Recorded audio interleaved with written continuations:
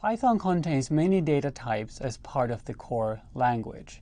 It's important to understand that all data in a Python program is represented by objects and by relationships between objects.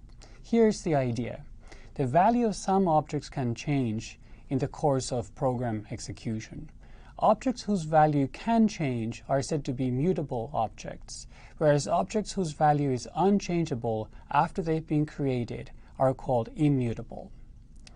Python also contains built-in functions that can be used by all Python programs. The Python library consists of all core elements, such as data types and built-in functions, but the bulk of the Python library consists of modules.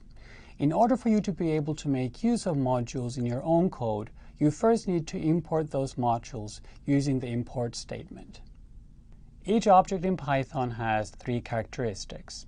These characteristics are called object type, object value, and object identity. Object type tells Python what kind of an object it's dealing with. A type could be a number, or a string, or a list, or something else.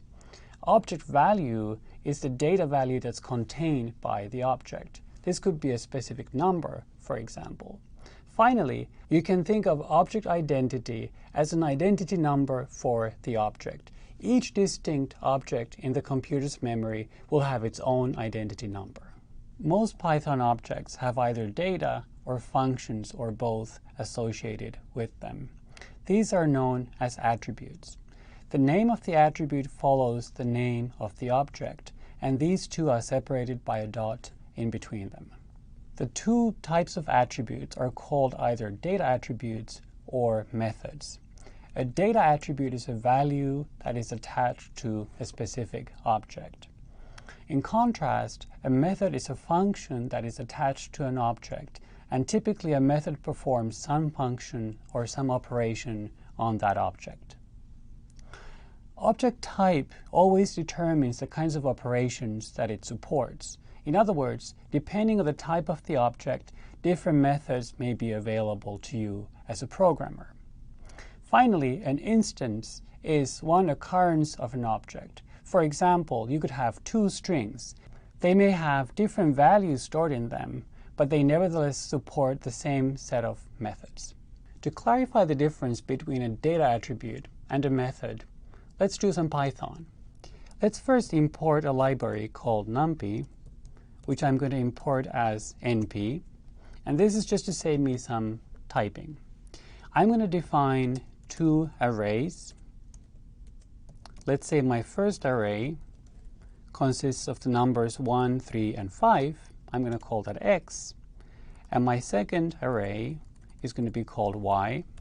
And let's say it consists of numbers 1, 5, and 9.